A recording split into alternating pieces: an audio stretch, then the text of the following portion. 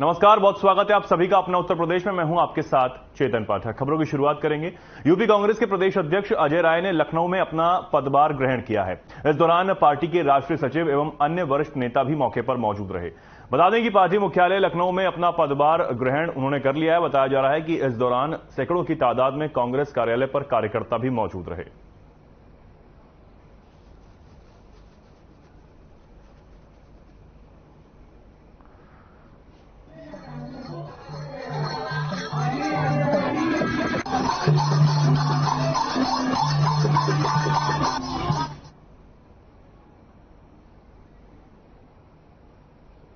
अब खबर कानपुर के नौबस्ता थाना क्षेत्र से है, जहां मां गायत्री हॉस्पिटल में महिला की मौत पर परिजनों ने जमकर हंगामा किया है। महिला के परिजनों ने डॉक्टर की लापरवाही से महिला की मौत होने का आरोप लगाया है। आपको बता दें कि उरियारा में हुई एक्सीडेंट में घायल महिला को मां गायत्री हॉस्पिटल में भर्ती कराया गया था। महिला के पति ने डॉक्टर पर गलत ऑपरेशन करने का आरोप लगाया है। वहीं मामले को लेकर पुलिस ने परिजनों को कार्रवाई का आश्वासन देकर शव कब्जे में लेकर पोस्टमार्टम के लिए भेज दिया है।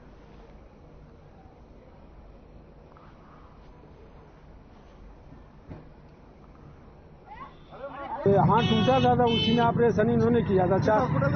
माँ गायत्री का क्या बोले डॉक्टर? ये बोले थे कि 4 दिन लेटे रखे, इसे ऑपरेशन नहीं किया। इन्होंने पैसा बहुत अच्छा है, इतना पानी भर दिया शरीर में, इतनी दवा कराई कि उसका कोई जोड़ नहीं। हाथ का ऑपरेशन हुआ था, पेट का नहीं हुआ था। इन्होंने जान ले ली 16 तारीख। और ये एक महिला एक्सीडेंटल थी, 16 तारीख को हमारे पास आई, जिसका डिजिटल बन था, ह्यूमरस फ्रैक्चर था और अल्ना फ्रैक्चर था। तो उसकी सारी जांचें नॉर्मल थी। 16 तारीख को हमारे पास आई थी। हम लोगों ने उसका 19 तारीख को ये यहाँ से ब्लॉक लगा करके, लेफ्ट राइट सुप्राक्लेविकुलर ब्लॉक होता है, वो लगा करके उसका प्लेटिंग करवा दिया। प्लेटिंग के बाद उसके नेक्स्ट डे पेशेंट को डायरिया हुआ रात में, और डायरिया होने के बाद उसका थोड़ा सा यूरिन आउटपुट कम हो गया। जब यूरिन आउटपुट कम हुआ तो हमने इनको डॉक्टर गुलाटी को दिखाया। तो उन्होंने बोला कि इस पेशेंट का डायलिसिस की जरूरत पड़ सकती है। अब आपको लखनऊ लिए चलते हैं, जहां मुख्यमंत्री योगी आदित्यनाथ ने कुशल खिलाड़ियों को नियुक्ति पत्र वितरित किए हैं। इस दौरान उन्होंने क्या कुछ कहा, आइए आपको सुनवाते हैं। एक खिलाड़ी देश के लिए खेलता है, उसकी मेहनत होती है, उसका परिश्रम होता है, लेकिन परिश्रम का परिणाम वैश्विक मंच पर देश की शक्ति और सामर्थ्य के रूप में हम सबको देखने को मिलती है। और एक खिलाड़ी उसी रूप में अपने आप को प्रस्तुत करने का प्रयास करता है, तो स्वाभाविक रूप से इस समाज की भी एक सामूहिक जिम्मेदारी बनती है कि हम हर खिलाड़ी को किसी संकीर्ण दायरे में बांध करके न रखें, बल्कि पूरे देश के बारे में सोचने के तहत उत्तर प्रदेश पुलिस बल ने इस विराट हृदय का परिचय दिया। और आज जो 500 से अधिक खिलाड़ियों की पुलिस बल के तहत भर्ती की प्रक्रिया थी, उसके तहत आज 233 खिलाड़ियों को फिर से हम लोगों ने नियुक्ति की प्रक्रिया के साथ जोड़ करके उन्हें सम्मान देने का कार्य किया है। भाइयों बहनों, हम सब इस बात को जानते हैं, पिछले 6 वर्ष में उत्तर प्रदेश पुलिस बल में भर्ती की प्रक्रिया को बहुत पारदर्शी तरीके के साथ आगे बढ़ाने का कार्य हुआ। और इस मामले में जो कार्य उत्तर प्रदेश के अंदर हुआ है, वर्षों से लंबित पड़ा हुआ था। हर भर्ती पर प्रश्न उठते थे, चयन की प्रक्रिया पे प्रश्न खड़े होते थे। और मुझे बताते हुए प्रसन्नता है कि विगत 6 वर्ष के अंदर प्रदेश में 1,54,000 से अधिक पुलिस कार्मिकों की भर्ती की प्रक्रिया सकुशल संपन्न हो चुकी है। इसके अलावा 2,492 मृतक आश्रितों के पदों की भर्ती की प्रक्रिया को भी संपन्न करके उनका समायोजन किया गया है। प्रदेश के अंदर 1,29,000 से अधिक पुलिस कार्मिकों को समयबद्ध तरीके से प्रोन्नति देने का कार्य भी संपन्न हुआ है। और वर्तमान में उत्तर प्रदेश पुलिस बल में 62,400 से अधिक भर्ती की प्रक्रिया वर्तमान में प्रचलित भी है। यानी हमने रोका नहीं, वह भी निरंतर चल रही है। लेकिन इसी के बीच में खिलाड़ियों के बारे में भी जो उत्तर प्रदेश पुलिस बल में कार्मिकों की कमी थी कि अच्छे खिलाड़ी भी यहां आए, उन्हें भी अवसर मिलना चाहिए, वे अपने कैरियर को यहां से आगे बढ़ाने का कार्य कर सकें। इस दृष्टि से 500 से अधिक खिलाड़ियों की उत्तर प्रदेश पुलिस बल में भर्ती की प्रक्रिया के क्रम में आज ये 233 नए कार्मिकों को या पुलिस बल का हिस्सा, खिलाड़ियों को पुलिस बल का हिस्सा बनाया गया है। इससे पहले हम सब जानते हैं कि 8 जुलाई को भी हम लोगों ने यहां पर 227 अभ्यर्थियों को नियुक्ति पत्र वितरित किए थे। इसमें भी अंतर्राष्ट्रीय और राष्ट्रीय स्तर के खिलाड़ी थे और उन्हें यहां पर नियुक्ति पत्र के माध्यम से हम लोगों ने चयन की प्रक्रिया के साथ जोड़ करके इस कार्यक्रम को आगे बढ़ाने का कार्य किया। और मुझे बताते हुए प्रसन्नता है कि 8 जुलाई को जो प्रक्रिया संपन्न हुई थी, उसके क्रम में आज 233 चयनित अभ्यर्थियों को यह नियुक्ति पत्र दिया जा रहा है, जिसमें 154 पुरुष हैं और 79 महिलाएं इस चयन की प्रक्रिया से पुलिस वेरिफिकेशन की कार्रवाई पूरी होने के उपरांत आज उत्तर प्रदेश पुलिस बल का हिस्सा बन रही हैं। उत्तर प्रदेश सरकार प्रधानमंत्री मोदी जी के मार्गदर्शन और प्रेरणा से निरंतर खेल और खिलाड़ियों के हितों के लिए कार्य कर रही है। अनेक प्रकार के कार्यक्रम 2014 से देश के अंदर प्रारंभ हुए। खेलो इंडिया खेलों का हो, फिट इंडिया मूवमेंट का हो, सांसद खेलकूद प्रतियोगिताओं का कार्यक्रम हो, ये लगातार आप देख रहे होंगे, गांव से लेकर के शहर तक, जनपद स्तरीय प्रतियोगिता से लेकर के राज्य स्तरीय और राष्ट्रीय स्तरीय प्रतियोगिताओं को किस रूप में प्रोत्साहित किया जा रहा है। हर एक जगह कुछ न कुछ ऐसी रचनात्मक गतिविधियां आपको देखते हुए बनती हैं और यह दिखता है कि एक रचनात्मकता हमारे युवाओं के मन में, अगर युवा शक्ति रचनात्मक है तो राष्ट्र का भविष्य उज्जवल है। अगर युवा शक्ति नकारात्मक है तो ढेर सारे प्रश्न खड़े होते हैं फिर। और खेल कूद की गतिविधियां, एक खिलाड़ी उस रचनात्मकता का प्रतीक होता है जो अपने परिश्रम से, अपने पुरुषार्थ से, अपनी मेहनत से उस रचनात्मकता का प्रतीक बनता है, उस सकारात्मक ऊर्जा का प्रतीक बनता है, आत्मनिर्भरता का प्रतीक बनता है और समाज में कुछ कर गुजरने की एक तमन्ना उसके मन में जो दिखती है कि मैं भी कुछ करूं। लेकिन जो अक्सर जिसकी ओर वित्त मंत्री जी ने ध्यान आकर्षित किया, ये तमन्ना बनी तो रहती है, लेकिन जैसे ही भर्ती की प्रक्रिया पूरी हुई, सरकारी सेवा में आए, तो खिलाड़ी अक्सर प्रैक्टिस अपनी बंद कर देते हैं। और मेरा आप सबसे आग्रह इस बात का होगा, अब उत्तर प्रदेश पुलिस बल की टीम का हिस्सा बनकर के आप लोगों को बेहतरीन प्रदर्शन के लिए अपने आप को तैयार करना है।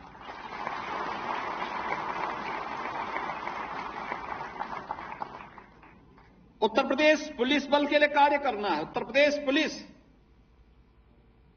आज देश के अंदर उत्तर प्रदेश पुलिस ने अपने कार्य के माध्यम से उत्तर प्रदेश की ओवरऑल परसेप्शन को बदलने का काम किया है। आज ऐसे ही नहीं बोलते लोग, कहीं कोई कानून व्यवस्था की समस्या खड़ी होती है, कहते हैं साहब उत्तर प्रदेश पुलिस को बुला लीजिए, अपने आप ठीक हो जाएगी व्यवस्था। एक विश्वास, कॉमन मैन के मन में एक विश्वास।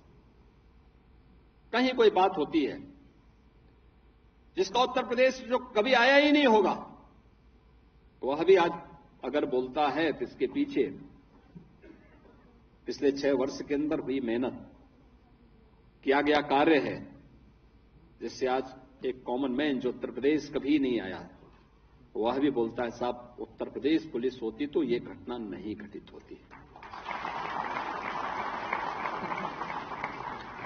अगर उत्तर प्रदेश पुलिस ने इस परसेप्शन को बदला और सुरक्षा का एक बेहतर वातावरण बना हर तबके के मन में, पर्व और त्योहार शांतिपूर्ण तरीके से मनाए जा रहे हैं, कार्यक्रम बहुत अच्छे ढंग से सभी सकुशल संपन्न हो जा रहे हैं, बड़ा सा बड़ा कार्यक्रम प्रदेश के अंदर संपन्न हो रहा है और प्रदेश के अंदर बड़ा सा बड़ा निवेश भी आ रहा है। जिस उत्तर प्रदेश में निवेश एक सपना हुआ करता था, आज देश के अंदर आपने अभी हाल ही में रिजर्व बैंक की और नीति आयोग की रिपोर्ट को देखा होगा, देश के अंदर सबसे अधिक निवेश आकर्षित करने वाले राज्य में और निवेश करवाने वाले राज्य में उत्तर प्रदेश की गिनती हुई है। सबसे पहले नंबर 1 पर उत्तर प्रदेश का। ये चीजें क्या दिखाती हैं? परिवर्तन हुआ है लोगों के मन में आज उत्तर प्रदेश की। आगे बढ़ेंगे। लखनऊ के थाना सुशांत गोल्फ सिटी क्षेत्र में इकाना स्टेडियम के पास नाले में मिली शव से हड़कंप मच गया। शव की अभी तक शिनाख्त नहीं हो पाई है। फिलहाल पुलिस ने शव को कब्जे में लेकर पोस्टमार्टम के लिए भेज दिया है और मामले की जांच शुरू कर दी है।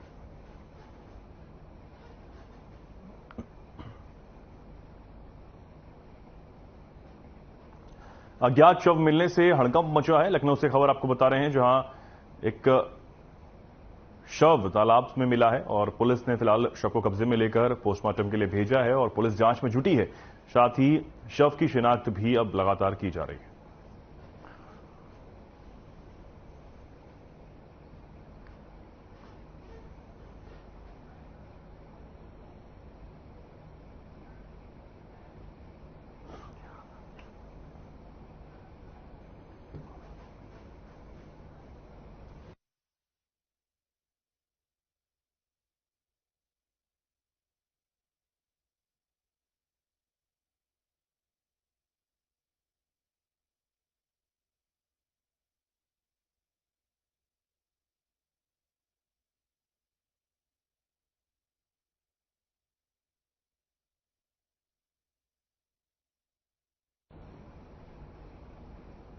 आपको लखनऊ लिए चलते हैं, जहां ऋण वितरण कार्यक्रम का आयोजन हुआ, जिसमें मुख्यमंत्री योगी आदित्यनाथ भी शामिल हुए, जहां 11,000 लाभार्थियों को ऋण दिया गया है। इस दौरान मुख्यमंत्री ने क्या कुछ कहा, आपको सुनवाते हैं। आज हम सब यहां पर प्रधानमंत्री मोदी जी की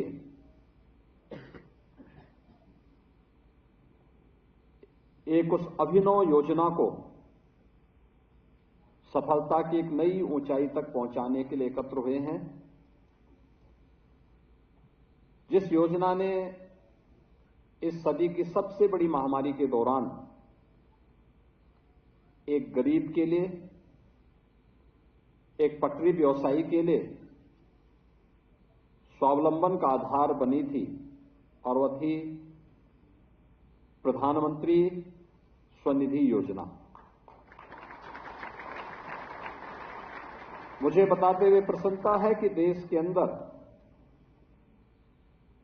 लगभग 15 लाख लाभार्थी अकेले उत्तर प्रदेश दे रहा है।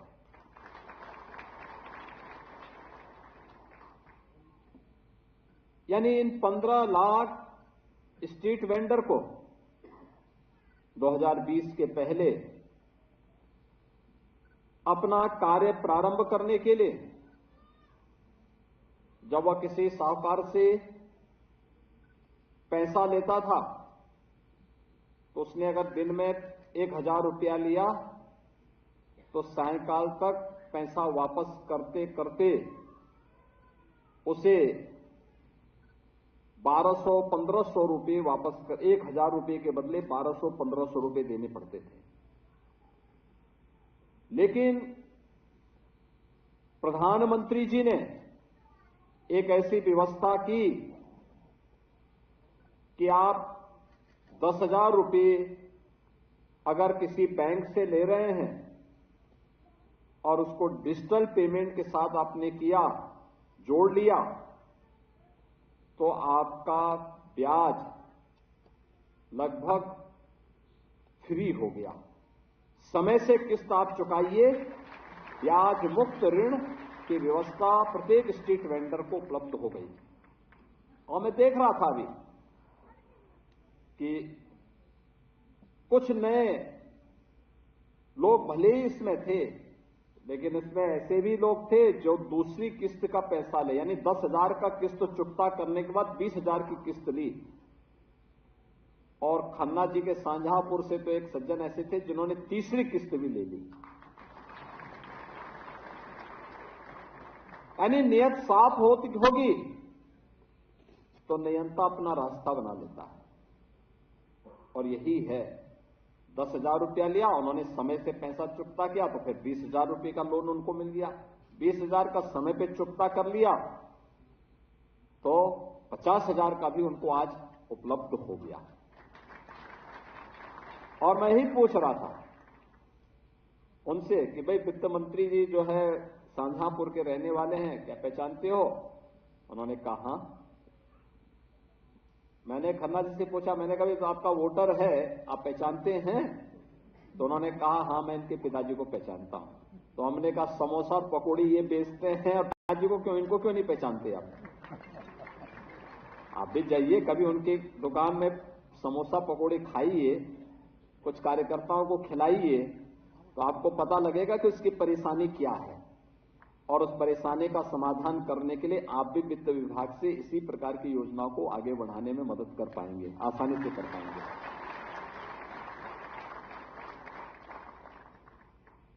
व्यावहारिक धरातल पर जिस व्यक्ति ने आम जन की पीड़ा को समझा है वही इस प्रकार की योजनाओं को बना सकता, और प्रधानमंत्री मोदी जी ने इस पीड़ा को समझा और इसीलिए एक गरीब के लिए, जिस स्ट्रीट वेंडर के लिए कभी कोई योजना नहीं थी, ये तो हम सुनते थे, स्ट्रीट वेंडर को उजाड़ दिया, स्ट्रीट वेंडर को हटा दिया, स्ट्रीट वेंडर्स को कुछ जो आवारा लोग जाते थे पैसा वसूली करते थे, प्रताड़ित करते थे, लेकिन उनके कल्याण के लिए भी कोई योजना आ जाए, पहली बार हुआ। और उत्तर प्रदेश के नगर विकास विभाग ने सबसे अच्छी सफलता इसमें प्राप्त की और आज 11,000 लाभार्थियों को एक साथ पीएम स्वनिधि योजना के साथ पंजाब नेशनल बैंक जोड़ रहा है। पंजाब नेशनल बैंक इससे पहले 2 लाख लोगों को इस सुविधा से जोड़ चुका है। आज 11,000 अकेले उत्तर प्रदेश में सुविधा दी जा रही है। मैं इसके लिए पंजाब नेशनल बैंक के अध्यक्ष और मुख्य प्रबंध निदेशक को, उनके सीईओ को और साथ साथ सभी अधिकारियों को हृदय से धन्यवाद देते हुए नगर विकास की इस सफलतम योजना के लिए नगर विकास विभाग के मंत्री और उनके अधिकारियों को भी हृदय से मैं धन्यवाद देता हूं, बधाई देता हूं।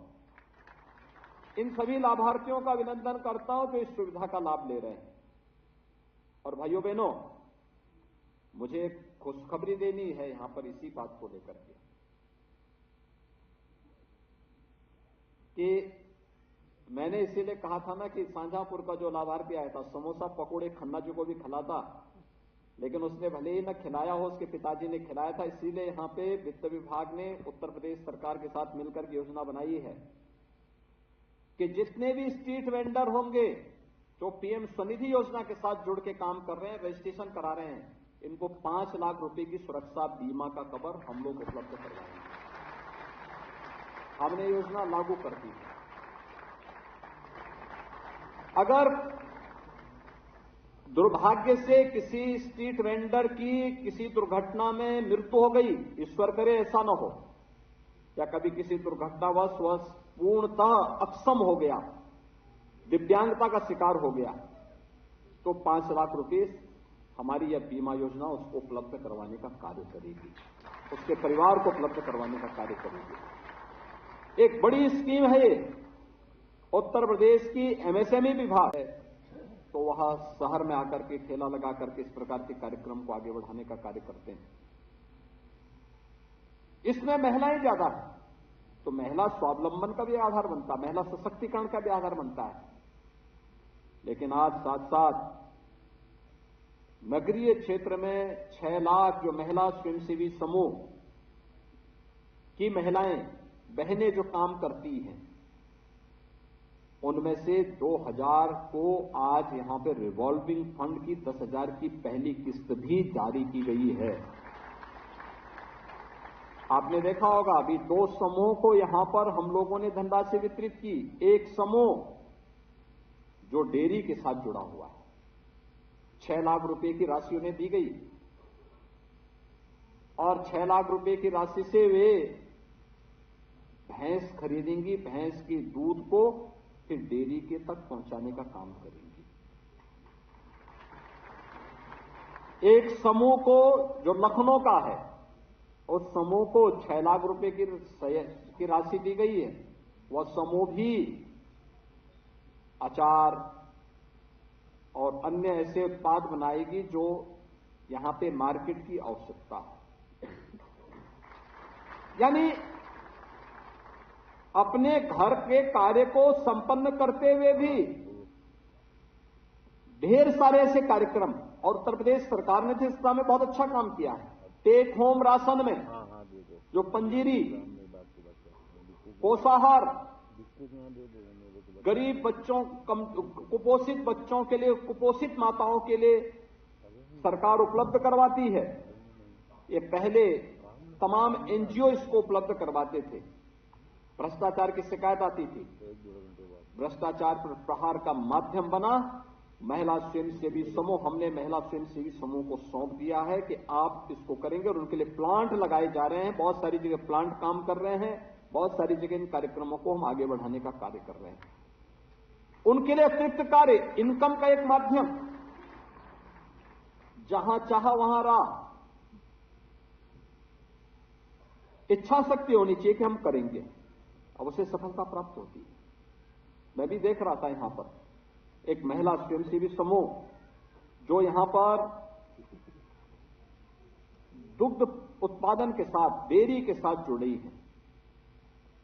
वे लोग आए थे, अपना चेक ले गए। मुझे याद है 2019 में भारत सरकार के सहयोग से हम लोगों ने झांसी में बलिनी मिल्क प्रोड्यूसर की स्थापना की थी। 6 महिलाओं से प्रारंभ हुआ था यह काम। आज उस समूह के साथ लगभग 40,000 महिलाएं जुड़ी हैं।